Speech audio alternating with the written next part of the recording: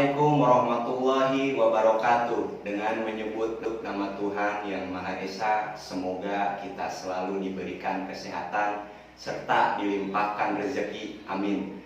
Perkenalkan, nama saya Muhammad Ilham Hasan dari Prodi Manajemen 20I. Saya selaku Ketua dari kelompok 1 Tugas Ekonomi Makro akan mempresentasikan materi tentang ekonomi internasional. Saya akan memperkenalkan anggota-anggota kelompok, dan untuk mempersingkat waktu, kita mulai saja presentasi ini. Nightmares creep while you and me repeat. This bittersweet heat is suffocating. I'm waiting and always hesitating. Kryptonite desires set my heart afire. Heart on fire. Set my heart afire.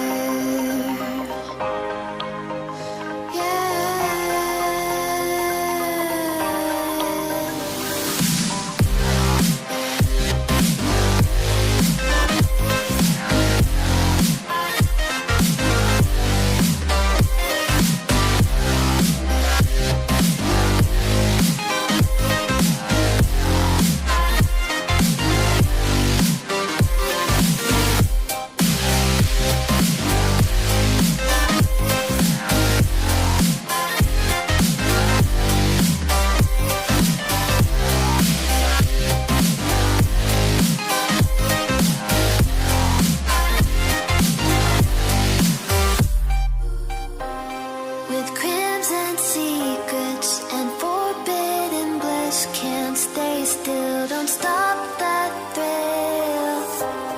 My bones crave your skin.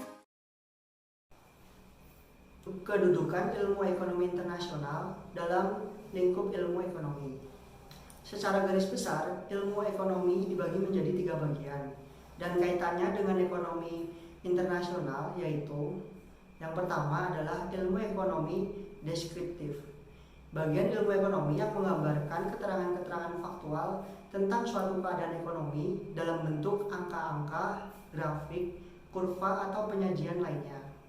Contoh dalam ekonomi internasional seperti bab-bab yang berhubungan dengan lembaga-lembaga ekonomi internasional dan regional. Ya, contohnya seperti grafik tentang sebaran pengangguran di Indonesia, kemudian seperti neraca pembayaran Indonesia di tahun-tahun yang terpilih. Yang kedua adalah ilmu ekonomi teori, di mana ilmu ekonomi ini mempelajari proses kehidupan ekonomi secara teoritis, yaitu cara suatu sistem ekonomi hidup dan bekerja. Ilmu ekonomi ini terbagi menjadi 2, yaitu ekonomi makro dan ekonomi mikro. Ekonomi makro adalah ilmu ekonomi yang mempelajari bagian-bagian ekonomi secara agregat atau keseluruhan. Contohnya adalah inflasi, pengangguran, dan kebijakan pemerintah. Sedangkan ekonomi mikro adalah ilmu ekonomi yang mempelajari perilaku-perilaku unit ekonomi secara individual. Contohnya adalah seperti teori-teori yang mengemukakan tentang terjadinya perdagangan antar negara. Ya, ini adalah contohnya seperti teori keunggulan mutlak dari Adam Smith ataupun teori keunggulan komparatif dari David Ricardo. Yang ketiga adalah ilmu ekonomi terapan. Ilmu ekonomi yang membahas secara khusus tentang penerapan teori ekonomi dalam suatu rumah tangga produksi. Contohnya dalam ekonomi internasional yaitu pada masalah-masalah yang berkaitan dengan kebijakan internasional atau kebijakan ekonomi luar negeri. Nah, contohnya adalah seperti macam-macam kebijakan ekspor impor dalam perdagangan internasional.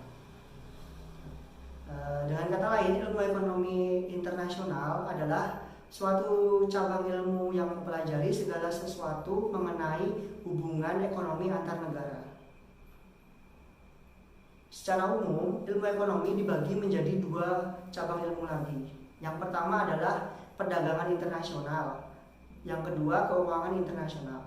Perdagangan internasional mempelajari dasar-dasar pemikiran tentang perdagangan internasional. Sedangkan keuangan internasional mempelajari penyesuaian moneter sebagai akibat terjadinya perdagangan internasional. Hubungan ekonomi antar negara ini dapat dikelompokkan menjadi 3 kelompok. Yang pertama yaitu hubungan ekonomi berupa pertukaran barang atau jasa suatu negara dengan negara lain. Seperti contohnya pertukaran bahan tambang, bahan mentah, bahan-bahan baku produksi, dan lain-lain. Yang kedua adalah hubungan ekonomi yang berupa pertukaran atau aliran faktor produksi seperti tenaga kerja, modal, teknologi, dan kewirausahaan.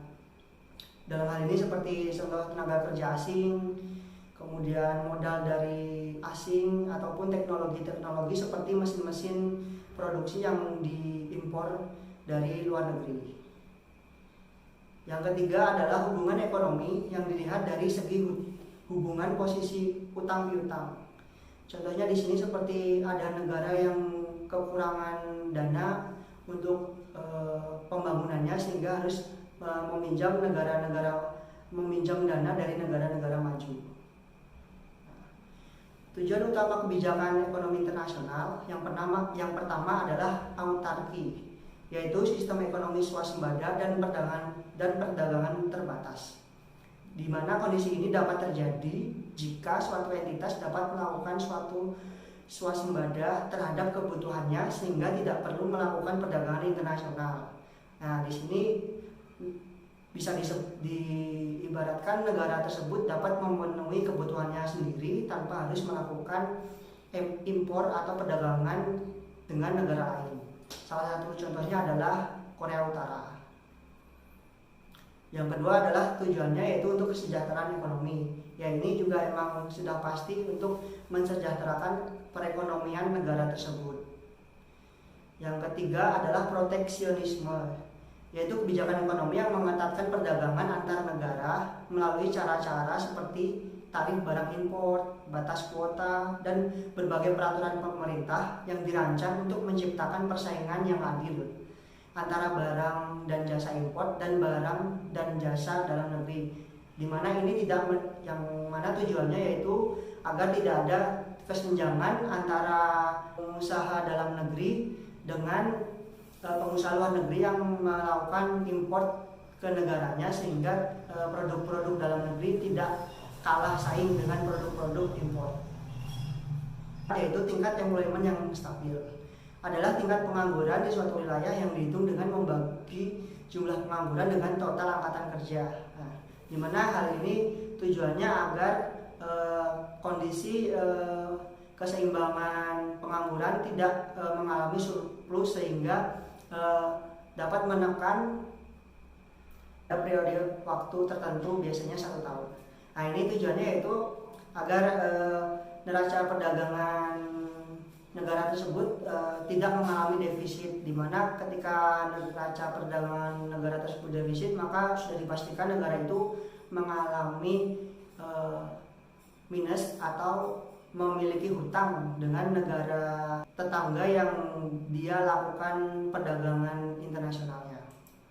Yang kelima yaitu pembangunan ekonomi. Proses kenaikan pendapatan total dan pendapatan per kapita dengan memperhitungkan adanya pertambahan penduduk dan disertai dengan perubahan fundamental dalam struktur ekonomi suatu negara dan pemerataan pendapatan bagi penduduk suatu negara. Nah, di sini memang cukup bagus tujuan utama kebijakan ekonomi nasional, di mana terjadinya pembangunan ekonomi sehingga negara-negara yang misalnya negara-negara ketiga bisa menjadi negara berkembang, kemudian bisa menjadi negara maju sehingga ada pertumbuhan. Peran perdagangan internasional. Perdagangan internasional di era modern seperti saat ini hampir tidak mungkin jika suatu negara dapat memenuhi semua kebutuhannya sendiri tanpa kerjasama dan berhubungan dengan negara lain. Kemajuan di bidang teknologi yang sangat pesat semakin mendorong munculnya pembagian kerja secara internasional. Hal ini mengakibatkan semakin meningkatnya pula produksi barang-barang dan jasa yang diperlukan untuk memenuhi kebutuhan hidup manusia. Dengan semakin berkembangnya spesialisasi secara internasional, berarti perdagangan internasional makin berkembang pula. Dalam kegiatan perdagangan internasional ini memungkinkan terjadinya 1. Adanya pertukaran barang dan jasa antar negara. 2. Terjadinya pergerakan sumber daya melalui batas-batas negara. 3. Pertukaran dan perluasan pemanfaatan teknologi sehingga dapat mempercepat pertumbuhan ekonomi negara-negara yang terlibat di dalamnya. Seperti halnya negara-negara lain di dunia, Indonesia pun juga melakukan perdagangan antar negara. Bahkan sebelum Indonesia merdeka pun sudah turut andil dalam kancah perdagangan internasional. Negara kita melakukan perdagangan antar negara, baik sesama negara Asia maupun dengan negara-negara dari benua lain seperti Amerika, Afrika, Eropa, dan Australia. Perkembangan kegiatan perdagangan internasional di Indonesia yang dapat dilihat dari perkembangan ekspor dan impornya. Dalam konteks perdagangan internasional, besar kecilnya suatu negara ditentukan oleh besarnya aktivitas perdagangan internasional atau ekspor dan impor negara tersebut dibandingkan dengan aktivitas perdagangan dunia secara keseluruhan. Bila volume perdagangan yang dilakukan oleh suatu negara relatif besar dibandingkan dengan total perdagangan dunia sehingga negara tersebut mampu mempengaruhi harga di pasar dunia, maka negara tersebut dikatakan sebagai negara besar. Dan sebaliknya, bila volume perdagangan negara yang bersangkutan relatif kecil sehingga negara tersebut tidak mampu mempengaruhi harga di pasar dunia sehingga negara tersebut hanya bertindak sebagai price taker, maka negara tersebut dikatakan sebagai negara kecil. B. Pandangan merkantilis mengenai perdagangan.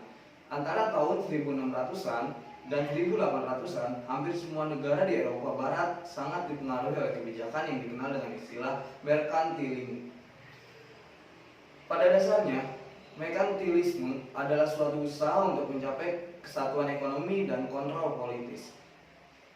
Dalam bukunya, Sulistyo tahun 1989 mengemukakan bahwa merkantilisme tidak lain hanya sekedar suatu sistem kebijakan ekonomi yang dianjurkan dan dipraktekkan oleh kelompok negarawan Eropa pada abad ke-16 dan 17. Sistem ini oleh Adam Smith diberi nama The Commercial or Mercantile System. Sebenarnya tidak ada satupun definisi yang dapat menjelaskan secara utuh apa sebenarnya merkantilisme. Akan tetapi dapat kita tarik benang merahnya. Maka yang dimaksud dengan merkantilisme adalah berbagai kebijakan yang dirancang untuk menjaga dan mempertahankan kemakmuran negara dengan regulasi ekonomi. Kebijakan-kebijakan penting dilaksanakan oleh kaum merkantilis antara lain sebagai berikut. 1. Untuk memperoleh neraca perdagangan yang menguntungkan ekspor harus didorong, sedangkan impor harus dibatasi. 2. Industri barang-barang ekspor diberikan subsidi. 3. Ekspor bahan mentah dilarang agar harganya di dalam negeri tetap rendah. 4. Pelanggaran ekspor barang modal. 5. Pelanggaran emigrasi bagi tenaga-tenaga teknisi. 6. Pengenaan tarif impor dan pelanggaran langsung pada barang-barang yang dapat diproduksi sendiri di dalam negeri. 7. Masalah pengupahan. Agar harga barang-barang di dalam negeri dapat dipertahankan serendah mungkin, maka tingkat upah juga harus dipertahankan pada tingkat yang serendah-rendahnya. Sebagaimana yang dikatakan oleh James Clark, the lowest class of people in a country of trade must be restrained to their physical nature. 8. Monopoli perdagangan. 9. Memperoleh daerah-daerah jajahan. Ajaran kaum merkantilis yang berkembang selama kurang lebih 2 abad 16 dan 17, ini memperoleh kritik tajam dari Adam Smith yang termuat dalam bukunya An Inquiry into the Nature and Cause of the Wealth of Nation. Menurut Adam Smith, ukuran kemakmuran suatu negara bukan terletak pada banyaknya atau sedikitnya logam mulia yang dimiliki, tetapi terletak pada banyaknya barang yang dimiliki. Dengan kata lain, negara makmur adalah negara yang mengembangkan produksi barang-barang dan jasa gross national product melalui perdagangan, dan bukannya satu negara yang berusaha mati-matian untuk menghambat perdagangan hanya untuk dapat menumpukan logam mulia. Selain itu, Adam Smith juga memberikan kritikan yang keras pada banyaknya campur tangan pemerintah yang ditujukan untuk pembinaan negara yang kuat. Lebih lanjut, Adam Smith menyatakan bahwa kemakmuran dan kekayaan negara hanya didapat dan diperoleh dengan menjalankan prinsip laissez-faire di dalam negeri dan perdagangan bebas dengan negara-negara lain. Penerapan kebijakan tersebut dilatar belakangi oleh paham atau ide para kaum merkantilis itu sendiri, yaitu 1. Bullionisme adalah suatu keyakinan yang menganggap bahwa kesehatan perekonomian suatu negara dapat diukur dari jumlah logam mulia, emas atau perak yang dimiliki oleh negara tersebut. 2. Bullionisme sangat menganjurkan terciptanya surplus neraca perdagangan. 3. Tiap-tiap negara berusaha untuk dapat memenuhi kebutuhannya sendiri, maka barang siapa yang menemukan industri baru seharusnya diberi penghargaan oleh negara. 4. Perkembangan sektor pertanian harus didorong dan diproduksi domestik akan membantu pengurangan impor hasil-hasil pertanian, dan sektor pertanian ini juga akan menyediakan basis perpajakan. 5. Aturan perdagangan yang dapat menciptakan surplus neraca perdagangan. Secara umum, barang-barang manufaktur, impor hendaknya dikenakan tarif yang tinggi, sedangkan impor bahan mentah hendaknya dikenakan tarif yang sangat rendah. Kekuatan armada laut sangat penting untuk mengendalikan pasar luar negeri. 7. Daerah-daerah jajahan yang dapat dijadikan pasar untuk barang-barang manufaktur dan sebagai sumber bahan mentah. 8. Jumlah populasi yang besar sangat diperlukan untuk menyediakan tenaga kerja. Dan 9. Barang-barang mewah harus dihindari karena hanya akan mengurangi uang dalam perekonomian untuk hal-hal yang tidak perlu atau tidak bermanfaat. 10. Tindakan negara atau pemerintah diperlakukan untuk mengatur dan memaksakan kebijakan-kebijakan di atas. C. Pandangan kaum klasik mengenai perdagangan. Teori perdagangan internasional dari kaum klasik dipelopori dan dikembangkan oleh Adam Smith, seorang profesor dari Skotlandia. Pandangan Adam Smith itu dituangkan dalam bukunya yang berjudul The World of Nations, diterbitkan pada tahun 1776. Setelah Adam Smith, pada abad-abad selanjutnya banyak lagi ekonomi yang ikut memberikan sumbangan penting perkembangan teori klasik, antara lain David Ricardo, Roberto Torrens, dan John Stuart Mill. Ternyata sumbangan David Ricardo pada teori perdagangan internasional menjadi sangat penting bagi perkembangan teori perdagangan internasional, sehingga teori klasik tentang perdagangan internasional ini kadang langsung merujuk pada teori Ricardian. David Ricardo mempublikasikan ide-idenya mengenai perdagangan internasional pada bab 8 dalam bukunya On the Principles of Politic Economy pada tahun 1819. Dalam bab tersebut dibahas mengenai konsep keunggulan komparatif atau comparative advantage, yang mana konsep ini diyakini oleh para ekonom sebagai penentu yang paling prinsipil pada pola perdagangan fundamental. Meskipun David Ricardo seringkali dikatakan sebagai penemu hukum keunggulan komparatif, akan tetapi banyak orang yang mempelajari sejarah pemikiran ekonomi mengkritik hal tersebut karena terdapat yang substansial bahwa Robert Torrens, yang juga seorang ekonom ternama di Inggris pada masa itu, mengembangkan konsep keunggulan komparatif 11 tahun lebih awal, yaitu pada tahun 1808. Kita tidak pernah tahu apakah David Ricardo tahu konsep yang dikembangkan oleh Torrens dan kemudian meminjam ide tersebut, atau apakah David Ricardo mengembangkan sendiri secara terpisah konsep-konsepnya mengenai keunggulan komparatif tersebut. Di sini saya akan menjelaskan definisi dari ekspor. Ekspor adalah kegiatan menjual atau mengirim barang-barang dagangan ke luar negeri sesuai dengan ketentuan pemerintah dengan pembayaran atau mata uang internasional, yaitu dolar Amerika. Perusahaan atau orang yang melakukan kegiatan ekspor disebut dengan eksportir.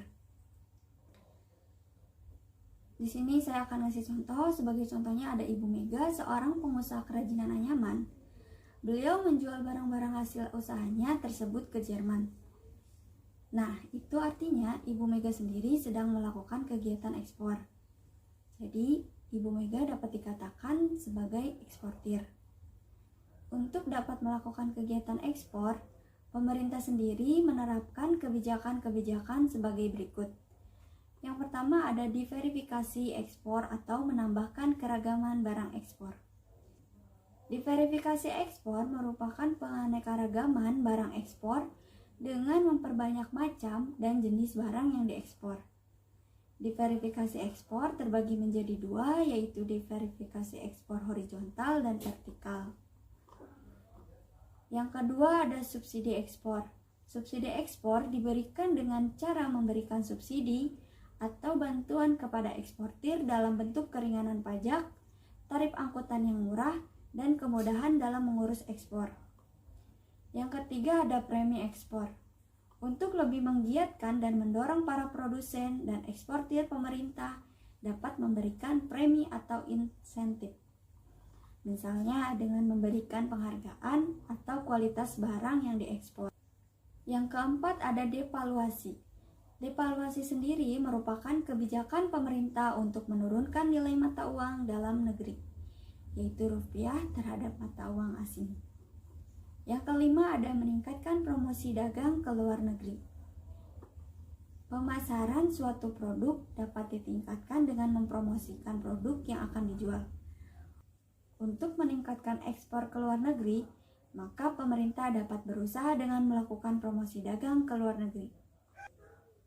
Yang keenam, menjaga kestabilan kurs rupiah terhadap mata uang asing. Kestabilan kurs rupiah terhadap mata uang asing sangat dibutuhkan oleh para importir dan pengusaha yang menggunakan produk luar negeri untuk kelangsungan usahanya dan kepastian usahanya. Yang terakhir, ketujuh, mengadakan perjanjian kerjasama ekonomi internasional. Melakukan perjanjian kerjasama ekonomi baik bilateral, regional maupun multilateral akan dapat membuka dan memperluas pasar bagi produk dalam negeri di luar negeri. Oke, selanjutnya kita masuk ke materi impor. Impor adalah perdagangan yang dilakukan oleh seseorang yang di luar negeri untuk dikirim ke dalam negeri. Sebagai contoh, Mr. Robert mengirim 1 ton gandum ke Indonesia. Nah, itu bisa dikatakan sebagai impor. Nah, apakah kalian tahu siapa itu Pak Robert? Ya, saya juga nggak tahu siapa Pak Robert. Tapi sebenarnya Pak Robert itu dinamakan apa dalam istilah impor? Nah, sekarang saya akan memberitahu kalian. Pak Robert di sini dinamakan importir. Importir adalah seseorang yang melakukan kegiatan impor. Seperti Pak Robert. Pak Robert mengirim gandum ke Indonesia. Nah, itu dikatakan sebagai importir.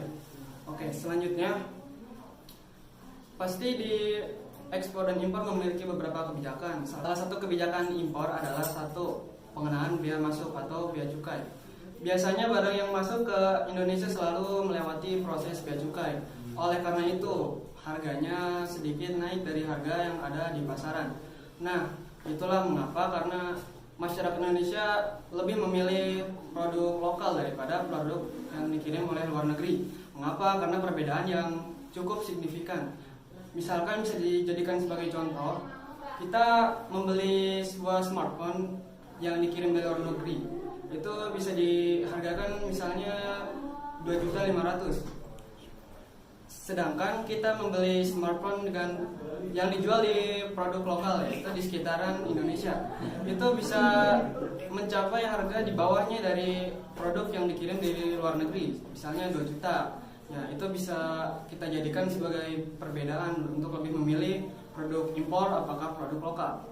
Oke, masuk yang kedua, yaitu kuota impor. Tentu saja dalam ekspor dan impor selalu dimasukkan kuota agar tidak berlebihan. Nah, seperti itu. Yang ketiga, pengendalian devisa. Dalam pengendalian devisa, jumlah devisa yang disertakan untuk membayar barang impor dijatah dan dibatasi karena tidak bisa semena-mena sesuka hati karena semuanya ada peraturan. Yang keempat, yaitu substitusi impor. Kebijakan mengadakan substitusi impor ditujukan untuk mengurangi ketergantungan terhadap luar negeri dengan mendorong produsen dalam negeri agar dapat membuat sendiri barang-barang yang diimporkan di dalam negeri atau luar negeri. Yang kelima, yang terakhir, yaitu kebijakan devaluasi. Apa sih devaluasi? Yaitu pemerintah untuk menurunkan nilai mata uang dalam negeri terhadap nilai mata uang asing. Nah, mungkin cukup sekian dari penjelasan materi impor dari saya. Terima kasih. Dampak positif dalam impor meningkatkan kesejahteraan dan juga kebutuhan masyarakat akan terpenuhi.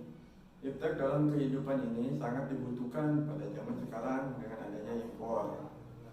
Impor ini teknologi yang dihasilkannya itu lebih dikembangkan dan juga modern serta mengurangi ketinggalan dalam berita-berita bangsa-bangsa yang sudah maju ini. Dan warga negara Indonesia itu lebih menikmati dari hasil barang yang dijual atau diproduksi oleh luar negeri dengan kualitas yang bagus. beda serta terjamin, dan memperluas pasar dalam mendapatkan keuntungan serta mempercepat pertumbuhan ekonomi serta dapat menjalin lebih dekat dengan negara lain. Contoh, masyarakat Indonesia ini lebih menikmati dan terasa terjamin dengan kualitasnya ketika mengimpor suatu barang atau beras dan lain-lain karena dengan harga yang sangat cukup relatif murah dan juga terjangkau. Dalam kemampuan ini sangatlah berbeda setiap manusia itu, dan warga Indonesia tidak bisa menghasilkan sebuah gandum. Dalam hal itu Indonesia bisa memperoleh produk barang dari luar negeri. Produk barang dari luar negeri itu yang belum dihasilkan di dalam negeri ini. Dampak positif dari ekspor dalam hal positif ini lebih banyak terciptanya lapangan pekerjaan dan juga dapat bersaing dengan perdagangan luar negeri dan juga dapat meningkatkan kualitas. Dalam kegiatan ekspor dan impor ini kadang kalanya tidak hanya memberikan dampak positif, tetapi keduanya itu juga sekaligus memberikan dampak yang negatif. Dampak negatif impor. 1. Meningkatnya angka pengangguran, karena jika sudah ada barang yang dikirim dari luar negeri, maka di negara sendiri tidak perlu memproduksi kembali barang itu. Jadi tidak dibutuhkan sumber daya manusia. 2. Konsumerisme. Hal tersebut menjadikan manusia menjadi pencandu dari suatu produk sehingga ketergantungan tersebut tidak dapat atau susah untuk dihilangkan. Sifat konsumtif yang ditimbulkan menjadikan penyakit jiwa yang tanpa sadar menjangkit manusia dalam kehidupannya.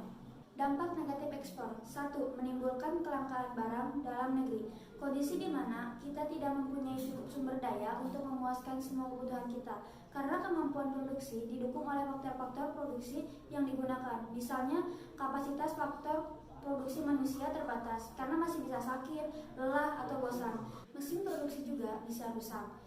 Selain itu, keterbatasan produksi juga ditentukan karena perkembangan teknologi yang tidak sama. Di negara maju, perkembangan teknologi berlangsung sangat cepat. Sementara itu, di negara berkembang, perkembangan kebutuhan barang dan jasa masih lebih cepat daripada perkembangan teknologinya. Keterbatasan produksi menyebabkan penawaran tetap, sedangkan permintaan barang tersebut tinggi, sehingga selain menyebabkan kelangkaan juga dapat menyebabkan inflasi permintaan. 2. Menyebabkan eksploitasi besar-besaran sumber daya alam. Banyaknya pemanfaatan dari sumber daya alam ini tidak boleh terlalu berlebihan, sebab pengambilan sumber daya alam yang banyak dilakukan di hutan seperti tambang, sawit, karet, dan sumber daya lainnya bisa saja menghilangkan kebudayaan lokal yang ada di sekitarnya. Pengertian industrialisasi. Perubahan sosial ekonomi yang mengubah sistem pencaharian masyarakat agraris menjadi masyarakat industri. Industrialisasi juga bisa diartikan sebagai suatu keadaan di mana masyarakat berfokus pada ekonomi yang meliputi pekerjaan yang semakin beragam spesialisasi, gaji dan penghasilan yang semakin tinggi. Industrialisasi adalah bagian dari proses modernisasi di mana perubahan sosial dan perkembangan ekonomi erat hubungannya dengan inovasi teknologi. Dalam industrialisasi, ada perubahan filosofi manusia di mana manusia mengubah pandangan lingkungannya sosial menjadi lebih kepada rasionalitas. Tindakan didasarkan atas pertimbangan, efisien, dan perhitungan, tidak lagi mengacu kepada moral, emosi, kebiasaan, atau tradisi. Menurut para peneliti, ada faktor yang menjadi acuan modernisasi industri dan pengembangan perusahaan, mulai dari lingkungan politik dan hukum yang menguntungkan untuk dunia industri dan perdagangan. Bisa juga dengan sumber daya alam yang beragam dan melimpah, dan juga sumber daya manusia yang cenderung rendah biaya, memiliki kemampuan dan bisa beradaptasi dengan pekerjaannya. Selanjutnya ada latar belakang lahirnya industrialisasi. Latar belakang lahirnya industrialisasi adalah adanya revolusi industri. Dimulai dari sejarah revolusi industri. Revolusi industri adalah perubahan teknologi, sosioekonomi, dan budaya pada akhir abad ke-18 dan awal abad ke-19 di Inggris. Dengan perkenalan mesin uap yang menggunakan batu bara sebagai bahan bakarnya dan ditenagai oleh mesin, terutama dalam produk tekstil. Tidak ada titik pemisah dengan revolusi industri pada sekitar tahun 1850, ketika kemajuan teknologi dan ekonomi mendapatkan momentum dengan perkembangan kapal tenaga uap, rel, dan kemudian di akhir abad tersebut perkembangan mesin bakar dalam dan perkembangan pembangkit tenaga listrik. Berikutnya ada contoh-contoh industri. Yang pertama ada industri ekstraktif, yaitu industri yang bahan bakunya diambil dari alam sekitar. Contohnya adalah pertanian, perkebunan, perhutanan, perikanan, peternakan, pertambangan. Yang kedua ada industri non-ekstraktif, yaitu industri yang bahan bakunya didapat dari tempat lain sekitar alam. Contohnya pengolahan bahan baku. Yang ketiga ada industri fasilitatif. Industri fasilitatif adalah industri yang produk utamanya adalah berbentuk jasa yang dijual kepada para konsumen. Contohnya asuransi, perbankan, transportasi, dan ekspedisi. Berikut dampak positif industrialisasi dalam pembangunan negara-negara maju. Pertama, peningkatan pendapatan nasional. Industrialisasi memungkinkan negara-negara mengoptimalkan sumber daya mereka yang mulai berkurang. Industrialisasi meningkatkan kualitas dan kuantitas akan barang-barang yang diproduksi. Suatu perusahaan inilah yang membuat kontribusi lebih besar pada produk nasional bruto atau gross national product. Kedua, standar hidup yang lebih tinggi. Dalam masyarakat industri, tenaga kerja lebih berharga. Apabila produktivitas lebih tinggi, maka pendapatan individu meningkat. Tiga, stabilitas ekonomi. Negara yang bergantung pada produksi dan ekspor bahan mentah saja tidak dapat mencapai tingkat pertumbuhan ekonomi yang cepat. Permintaan yang terbatas dan fluktuatif akan produk pertanian dan bahan mentah didukung ketidakpastian alam akan menghambat kemajuan ekonomi. Kemajuan ekonomi yang terhambat mengarah pada ekonomi yang tidak stabil atau tidak aman. 4. Peningkatan neraca pembayaran. Industrialisasi mengubah pola perdagangan luar negeri di dalam suatu negara. Orientasi ekspor dan substitusi impor dari industrialisasi membantu meningkatkan neraca pembayaran. 5. Kemajuan sektor lain. Perkembangan pada suatu industri berdampak pada pengembangan dan perluasan industri yang terkait. 6. Spesialisasi pekerja lebih besar. Industrialisasi membuka jalan pada tenaga kerja yang khususnya atau tenaga kerja ahli untuk lebih dikenal. Selain memiliki dampak positif, industrialisasi juga memiliki dampak negatif. Dampak negatif dari industrialisasi yaitu urbanisasi, pencemaran lingkungan, dan kesenjangan sosial. Yang pertama ada urbanisasi. Apa itu urbanisasi? Urbanisasi adalah suatu perpindahan yang dilakukan oleh penduduk desa, yaitu dari desa ke kota, atau dari kota yang kecil ke kota yang lebih besar. Urbanisasi adalah salah satu dampak dari industrialisasi. Urban adalah sebutan untuk orang yang melakukan urbanisasi. Akibat industrialisasi, orang-orang dari pedesaan akan migrasi ke kota karena mencari pekerjaan di pabrik, sehingga dampak bagi desa, berkurangnya tenaga kerja di pedesaan untuk mengelola pertanian. Yang kedua, perilaku dan gaya hidup yang tidak sesuai disebabkan oleh gaya hidup yang ditularkan dari kota ke desa. Yang ketiga, berkurangnya sumber daya manusia yang berkualitas dan berpotensi di pedesaan. Dampak bagi kota. Yang pertama, meningkatnya kemacetan lalu lintas. Yang kedua, munculnya tuna sosial, tunawisma, dan gubuk-gubuk liar. Yang ketiga, meningkatkan pengangguran di perkotaan. Yang keempat, meningkatnya perjudian, kejahatan, dan masalah sosial lainnya. Dampak negatif dari industrialisasi yang kedua yaitu pencemaran lingkungan. Pencemaran lingkungan antara lain polusi udara, tanah, dan air, peningkatan emisi gas rumah kaca dan pemanasan global, serta perubahan iklim. Proses industrialisasi dapat menyebabkan masalah kesehatan pada manusia hingga punahnya spesies baik tanaman maupun hewan akibat eksploitasi. Dampak negatif dari industrialisasi yang ketiga yaitu kesenjangan pendapatan. Pemisahan modal dan tenaga kerja menciptakan perbedaan pendapatan antara buruh dan orang-orang yang mengendalikan sumber daya manusia. Serta yang terakhir yaitu adanya sifat konsumerisme. Apa itu sifat konsumerisme? Sifat konsumerisme adalah paham atau ideologi yang menjadikan atau kelompok yang menjalankan proses konsumsi atau pemakaian barang-barang hasil produksi secara berlebihan. Definisi transportasi. Transportasi adalah suatu kegiatan pergerakan pemindahan atau membawa sesuatu barang dari suatu tempat ke tempat lainnya. Pengertian transportasi berasal dari kata Latin yaitu transporter, di mana trans berarti seberang atau sebelah lain dan porter berarti mengangkat atau membawa sesuatu ke sebelah lain dari tempat ke tempat lainnya. Transportasi bertujuan membuka peluang kegiatan perdagangan antara wilayah dan mengurangi perbedaan antar wilayah sehingga persoalan keterjangkauan akibat jarak yang sangat jauh dapat melakukan kegiatan ekonomi secara maksimal.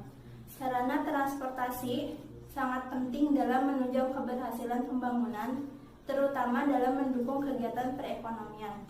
Struktur transportasi berperan dalam pergerakan orang, barang, jasa dari suatu lokasi ke lokasi lain di seluruh penjuru dunia untuk kebutuhan produksi, distribusi, dan konsumsi masyarakat.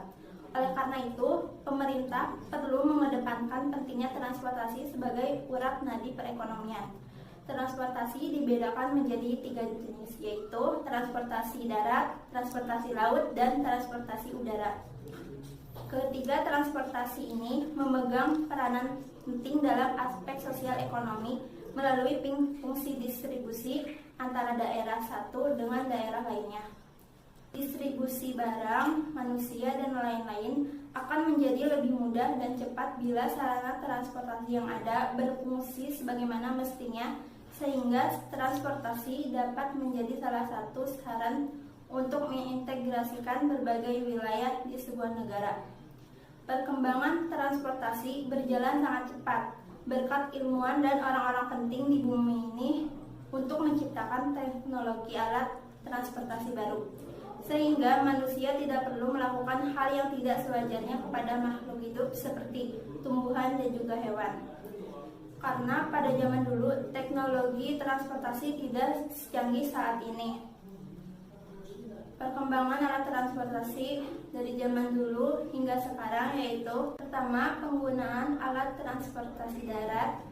Pada zaman dahulu, penggunaan alat transportasi darat masih menggunakan pedati, delman, dan juga kuda. Karena penggunaan alat transportasi masih tradisional, maka waktu tempuh pun sangat lama dan juga terbatas. Pada zaman dahulu, kendaraan tersebut digunakan untuk kegiatan sehari-hari. Dan karena semakin canggih alat transportasi, maka semakin cepat pula waktu yang digunakan untuk menempuh jalan. Sehingga saat ini sudah memakai kendaraan seperti motor yang menggunakan mesin. Kendaraan bermesin ini ditemukan ketika mesin uap muncul, lalu dibuatlah seperti sepeda motor, mobil, dan juga kereta api yang lebih modern. 2. Penggunaan alat transportasi laut. Pada zaman dahulu, alat transportasi laut menggunakan perahu dayung yang dirakit dengan bantuan tenaga manusia dan perahu layar yang digerakkan dengan bantuan tenaga angin. Kemudian, seiringnya berjalan waktu, alat transportasi laut menggunakan mesin diesel yang bisa menggerakkan kapal yaitu mesin uap. Ada juga menggunakan tenaga nuklir kapal tersebut bisa digerakkan. Ketiga, penggunaan alat transportasi udara. Pada zaman dahulu, alat transportasi udara melewati lintasan udara, namun masih menggunakan balon udara. Tapi pada masa itu, balon udara itu terbang karena diberi udara panas yang berasal dari hidrogen yang dibakar. Tetapi hal itu sudah dilakukan karena memicu terjadinya kebakaran. Kemudian seiringnya berjalan waktu, sekarang alat transportasi udara menggunakan pesawat. Pesawat tersebut digerakkan oleh mesin. Begitu pula dampak positif transportasi ekonomi internasional. Yang pertama, mempermudah serta mempercepat perjalanan seseorang dengan menggunakan alat transportasi yang menggunakan perkembangan teknologi sekarang ini. Perjalanan yang jauh dapat ditempuh dengan lebih cepat dan mudah dengan adanya alat transportasi modern. Antara rumah dan sekolah tidak bisa ditempuh dengan waktu beberapa menit saja Dahulu jarak rumah dan sekolah bisa ditempuh selama berjam-jam dengan berjalan kaki. Kini dengan adanya alat transportasi modern, jarak kedua tempat tersebut bisa ditempuh dengan waktu yang singkat dan mudah. Yang kedua, membantu dalam pendistribusian berbagai jenis barang. Dengan menggunakan alat transportasi modern, pengiriman barang menjadi lebih mudah dan cepat sampai tempat tujuan. Dahulu butuh waktu berminggu-minggu bahkan berbulan-bulan untuk mengirim sebuah barang dari satu negara ke negara lain. Sekarang dengan alat transportasi modern yang berupa kapal laut, pesawat terbang, dan sebagainya. Kini dengan adanya alat transportasi modern, pengiriman barang tersebut akan sangat cepat dan kilat hanya beberapa hari saja dari satu negara ke negara lainnya. Dan yang ketiga, daerah itu menjadi lebih terkenal baik di kalangan daerah, negara maupun internasional dari bidang pariwisata. Dahulu tempat-tempat menarik hanya menjadi impian semata untuk menuju ke sana karena kendala jarak jauh dan juga butuh waktu yang lama untuk sampai ke sana, dan juga faktor-faktor lain yang dapat menghambatnya menuju ke sana.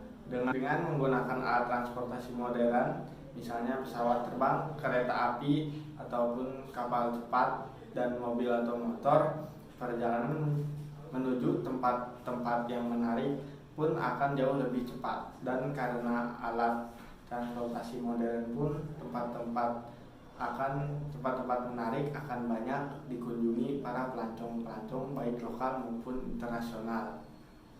Dan sekarang yang keempat itu bisa menjadi peluang usaha. Dengan adanya alat transportasi modern dapat membuka berbagai bentuk peluang usaha seperti penyewaan kendaraan bermotor untuk digunakan para wisatawan untuk berkeliling di daerah tersebut, dan dari penyewaan tersebut dapat membuka peluang usaha bagi masyarakat, dan dari aspek industri banyak perekrutan tenaga kerja untuk dijadikan karyawan perusahaan pembuatan alat transportasi modern. Dan yang kelima, perjalanan menjadi lebih efisien. Dengan menggunakan alat transportasi modern, jarak tempat A dengan tempat B akan ditempuh dengan cepat dan lebih efisien. Dibandingkan dengan tempo dulu, akan memakan waktu seharian di perjalanan dengan jalan kaki untuk menjangkau tempat-tempat tersebut. Dengan mengendarai motor atau mobil akan lebih cepat dan mempersingkat waktu, juga tidak terlalu menguras tenaga yang berlebihan. Dampak negatif transportasi, minyak bumi semakin langka seiring perkembangan dan pemakaian alat transportasi yang digunakan secara terus-menerus. Alam menjadi tidak estetis, seperti asap kendaraan bermotor yang bercampur dengan debu akan membentuk oksidasi nitrogen yang menyebabkan awan menjadi kecoklatan. Adanya minyak dari perkapalan yang tumpah dan menyebabkan kerusakan keindahan biota laut. Pencemaran udara dan pencemaran suara mempengaruhi psikologi manusia. Bunyi keras yang dihasilkan kendaraan menimbulkan pencemaran udara yang dapat menyebabkan ketulian. Berkurangnya area pertanian dikarenakan peningkatan pembangunan fasilitas transportasi, misalnya terminal, bandara, bahkan jalan raya. Tingginya kadar polusi udara menyebabkan kesehatan masyarakat turun diakibatkan penyakit saluran pernafasan, timbulnya pencemaran suara dan pencemaran udara. Hal tersebut dapat diakibatkan dari konstruksi alat maupun ulah orang-orang yang kurang bertanggung jawab dalam menggunakannya. Sarana transportasi yang menggunakan bahan bakar minyak bumi menyebabkan iritasi pada mata, kulit, saluran pernafasan, serta paru-paru. Dengan berkembangnya teknologi, perubahan alam tidak menjadi estetis. Pencemaran suara dan pencemaran udara dapat mengganggu psikologi maupun psikologis manusia. Berkurangnya lahan-lahan pertanian yang produktif karena tidak dipakai untuk menampung kebutuhan akan jasa transportasi. Oleh karena itu, kita sebagai manusia harus menyikapi perkembangan teknologi transportasi dengan bijak agar dapat menikmati perkembangan ini dan tidak meninggalkan budaya kita sendiri. Definisi komunikasi internasional. Secara keilmuan, komunikasi internasional lebih dipahami dan diartikan sebagai kajian dalam ranah internasional mengenai data dan informasi yang masuk dan keluar melalui batas-batas negara. Mengacu pada Wikipedia, komunikasi internasional merupakan komunikasi yang dilakukan oleh pelaku komunikasi sebagai wakil dari negaranya dalam penyampaiannya atau menyampaikan pesannya dan informasi yang tentunya berkaitan dengan kepentingan negaranya kepada wakil negara lain. Komunikasi internasional memiliki beberapa kriteria yang menjadi ciri khasnya. Yang pertama, memiliki jenis isu yang bersifat global. Yang kedua, pelaku komunikasi internasional berasal dari negara yang berbeda-beda. Yang ketiga, sarana yang menjadi saluran media yang digunakan dalam proses komunikasi internasional bersifat internasional berada dalam ranah global. Fokus dan fungsi komunikasi internasional. Global communication order memungkinkan negara-negara untuk berkomunikasi dengan lebih luas dan dinamisi. Ditambah lagi, dengan adanya kemajuan teknologi yang semakin mempermudah proses komunikasi yang berlangsung. Fokus kajian komunikasi internasional pun tidak melalui soal politik dan keamanan, namun lebih mencakup hal-hal luas bagi global, menjadi common atau pemikiran bersama. Berikut adalah beberapa komunikasi internasional dalam penerapannya. Yang pertama, membangun dan mempererat hubungan internasional antar negara. Yang kedua, dinamisme hubungan antar negara. Yang ketiga, berperan sebagai pendukung pelaksanaan politik luar negeri yang baik dan berkualitas. Perspektif komunikasi internasional. Perspektif diplomatik sesuai dengan namanya berarti diplomasi yang dilakukan antara negara. Perspektif jurnalistik. Perspektif ini dilaksanakan melalui saluran atau channel media massa. Perspektif program dinamistik memiliki sedikit kesamaan dengan perspektif jurnalistik, yaitu menggunakan kekuatan media massa. Dampak positif dari komunikasi internasional yaitu 1. Peningkatan kecepatan, kemudahan, serta akurasi dalam pertukaran informasi. Perkembangan peralatan teknologi informasi dan komunikasi membuat globalisasi komunikasi berjalan semakin pesat. Misalnya, pengiriman surat atau dokumen melalui email jauh lebih cepat, mudah, dan relatif lebih murah dengan akurasi yang tinggi dibandingkan dengan pengiriman surat melalui pos. 2. Kemudahan mengakses informasi. Dengan globalisasi komunikasi atau komunikasi internasional, berbagai informasi dari belahan bumi bagian manapun dapat kita akses dengan lebih cepat dan lebih mudah. Salah satunya dengan memanfaatkan akses internet, misalnya dengan membuka website perguruan tinggi negara lain dan mengakses jurnal-jurnal penelitian di dalamnya. 3. Menghilangkan batasan-batasan jarak dalam berkomunikasi. Seperti dijelaskan sebelumnya, globalisasi komunikasi memangkas jarak dan waktu.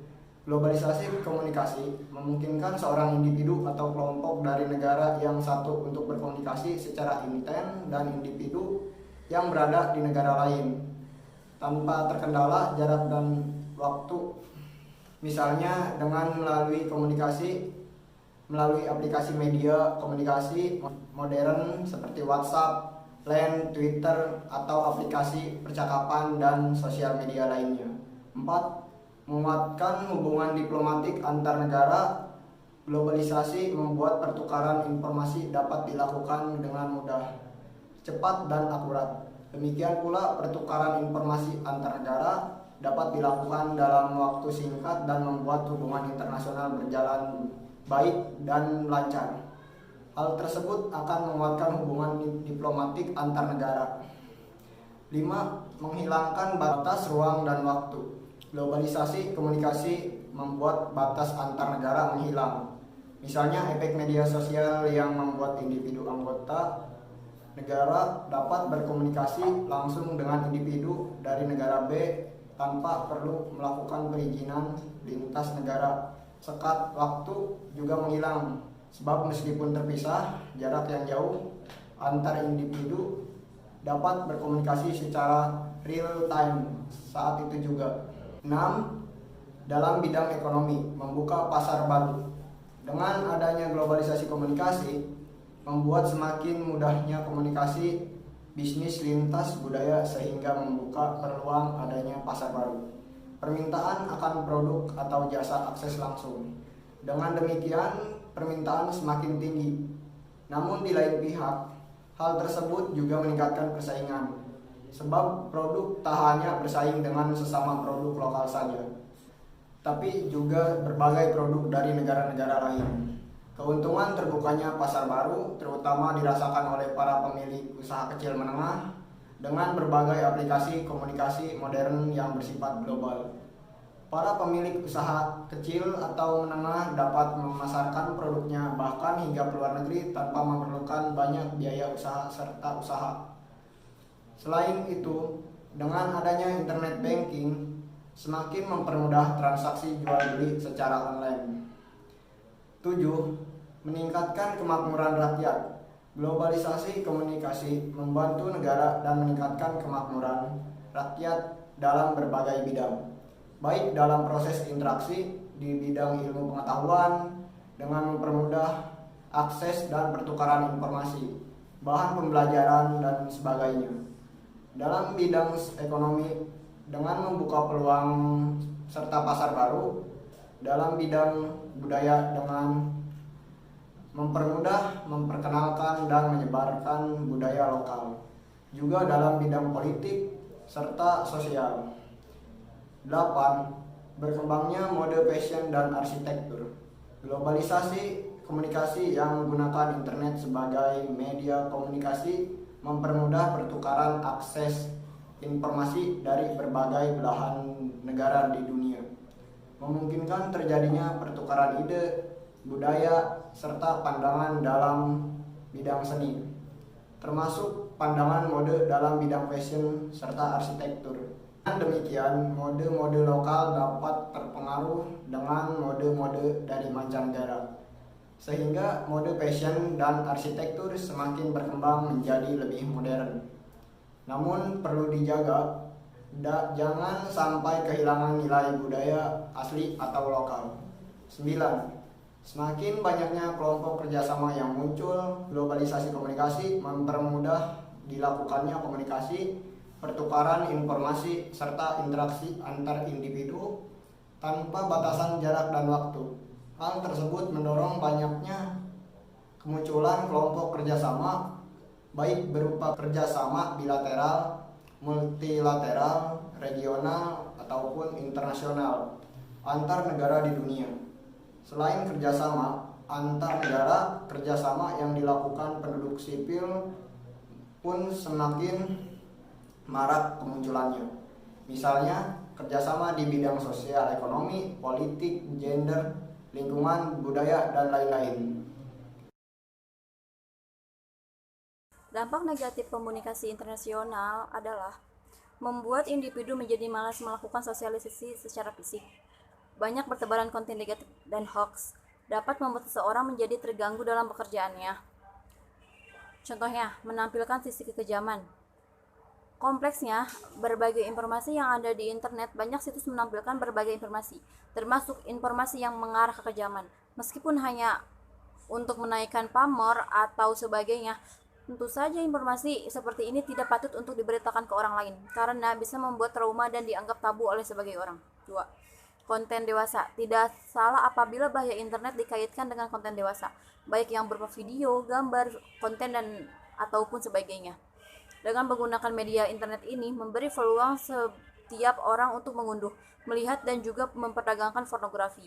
Jadi, internet bukan hanya berisi bisnis anak muda yang menjanjikan untuk Anda dilakukan saja. 3. Tersebar informasi palsu. Informasi ini tentu saja menakutkan bagi setiap orang, khususnya kalangan yang belum terlalu paham mengenai informasi tersebut. Bisa jadi informasi palsu ini lebih menakutkan dibanding pembunuhan karena efeknya berjalan dalam jangka panjang. Tentu ini jadi bahaya internet yang harus dihindari. 4. Penipuan. Inspirasi bisnis anak muda yang banyak di internet membuat segala hal bisa terjadi. Contohnya saja, sering terjadi penipuan yang merugikan sebagai besar korbannya. Jadi, Anda yang ingin melakukan bisnis atau ingin menambah uang bulanan harus memastikan jika bisnis yang Anda jalani tersebut bagus dan terpercaya. Sebenarnya dampak positif dan negatif tergantung pada diri kita sendiri. Oke, di sini saya akan menerangkan tentang perusahaan multinasional. Perusahaan multinasional company atau MNC adalah suatu perusahaan besar yang biasanya berada di negara maju dan memiliki anak perusahaan di berbagai negara lain. Biasanya juga di negara berkembang karena perusahaan ini menjalankan bisnisnya di berbagai negara. Maka sifat usahanya mendunia sehingga dapat memiliki pengaruh yang kuat terhadap kondisi politik global. Pada umumnya di berbagai negara perusahaan tersebut dikembangkan sebagai perseroan terbatas yang disingkat PT. Akan tetapi, sahamnya dikuasai oleh perusahaan induk. Saham perusahaan tersebut tidak diperjualbelikan di pasar saham lokal. Sebagai akibat dari modal kepemilikannya tersebut, keseluruhan operasi kebijakan perusahaan tergantung pada kebijakan perusahaan induk dan beberapa pengurus perusahaan harus berasal dari perusahaan induk. Perusahaan multinasional menjadi semakin penting peranannya di negara semenjak berakhirnya Perang Dunia Kedua. Pada mulanya, perusahaan multinasional berasal dari Amerika Serikat yang menjalankan operasinya ke berbagai negara seperti Jepang, negara di Eropa, dan juga Australia dan New Zealand. Semenjak tahun 1960-an, perusahaan multinasional bukan saja hanya milik Amerika Serikat, tetapi juga milik Jepang, Eropa, dan beberapa negara maju lainnya, dan mulai menjalankan operasinya ke negara berkembang di Asia, Afrika, dan Amerika Latin. Perkembangan ini merupakan salah satu faktor yang mewujudkan era globalisasi dalam kegiatan perekonomian dunia. Seluk-beluk perusahaan multinasional di Indonesia. Perusahaan multinasional seringkali disingkat MNC yang berarti multinational company. Beberapa orang mungkin justru lebih sering menyebutnya dengan istilah MNC perusahaan seperti ini, mengacu pada sebuah perusahaan besar yang umumnya ada di negara maju. Perusahaan besar ini juga memiliki anak perusahaan yang mungkin saja tersebar di beberapa negara lain, khususnya di wilayah negara berkembang. Jadi, perusahaan seperti ini umumnya memiliki usaha yang bersifat mendunia karena usaha atau bisnisnya tersebut dijalankan di berbagai negara. Bahkan perusahaan semacam ini biasanya memiliki pengaruh yang cukup kuat pada kondisi politik secara global. Ciri perusahaan multinasional. Jika ingin mengenali seperti apa ciri dari perusahaan multinasional ini, maka ada beberapa ciri khas yang bisa diperhatikan. Beberapa di antaranya yaitu ciri khusus sebagai berikut. 1. Membentuk cabang di luar negeri. Perusahaan besar yang merupakan multinasional company memiliki salah satu ciri utama Ciri tersebut yaitu adanya anak cabang perusahaan yang tersebar di beberapa wilayah negara lainnya. Umumnya, perusahaan besar yang merupakan perusahaan pusat tersebut membentuk perusahaan cabang di negara berkembang. 2. Kontrol terhadap teknologi. Pengembangan perusahaan pusat yang menyebar hingga ke negara lain membutuhkan bantuan dari adanya teknologi modern dan canggih. Dalam hal ini, kontrol terhadap teknologi dilakukan secara lebih baik sehingga hasil perusahaan bisa sesuai target. 3. Kontrol terhadap modal. Tidak hanya teknologi saja yang berada di bawah kontrol perusahaan multinasional, tetapi modal yang memiliki peran penting bagi berdirinya suatu perusahaan juga tentu saja berada di bawah kontrol perusahaan, sebab pada dasarnya modal berdampak langsung pada eksistensi perusahaan. Modal yang kuat akan mempermudah perusahaan untuk mengadakan perluasan.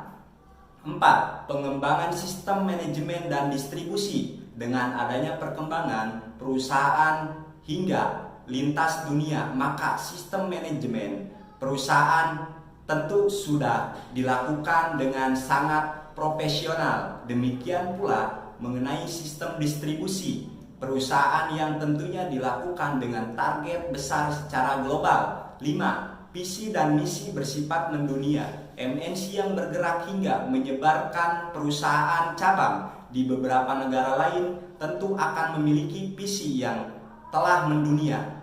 Bahkan misi yang dilakukan untuk bisa mencapai visi tersebut juga bisa dibilang bersifat mendunia. Bahkan apa yang dilakukan oleh perusahaan tersebut bisa saja turut berpengaruh pada kondisi global. Kelebihan tentu saja ada beberapa kelebihan yang diberikan oleh perusahaan multinasional. Misalnya saja berbagai macam manfaat yang tertulis di bawah ini. 1. Menambah devisa negara. Kehadiran MNC yang pada akhirnya membuka cabang hingga ke wilayah negara lain tentu akan memberikan keuntungan bagi negara lain. Salah satu keuntungan yang diberikannya adalah devisa negara. Devisa negara dalam hal ini bisa semakin bertambah karena adanya penanaman modal oleh MNC, termasuk dalam hal ini pertambahan biaya pajak yang diterima oleh suatu negara dan lain sebagainya. 2. Mendukung modernisasi. Masuknya perusahaan dari negara maju ke negara berkembang tentu akan membuat negara berkembang semakin mengalami kemajuan. Adanya kemajuan tersebut bisa tampak dari adanya modernisasi terutama dalam hal teknologi dan industri. 3. Mendukung pembangunan nasional. Adanya devisa yang bertambah di suatu negara tentu akan lebih menguntungkan terutama bagi negara berkembang. Hal ini pada akhirnya bisa turut mendukung adanya pembangunan nasional seperti pada negara kita ini. Besarnya devisa yang diterima oleh negara kemudian bisa digunakan untuk membiayai pembangunan yang sudah seharusnya dilakukan secara adil dan merata. 4. Meningkatkan penghasilan masyarakat. Berdirinya anak cabang dari perusahaan multinasional tentu membuka lapangan kerja baru. Anak cabang perusahaan besar yang berdiri di negara berkembang akan menyerap beberapa tenaga kerja lokal sehingga masyarakat bisa berpenghasilan lebih. Dengan adanya perusahaan yang berdiri, maka pengangguran bisa semakin berkurang. Pada akhirnya penghasilan karyawan lokal bisa turut meningkat. 5. Memenuhi kebutuhan masyarakat. Ada banyak mengancam kebutuhan masyarakat di mana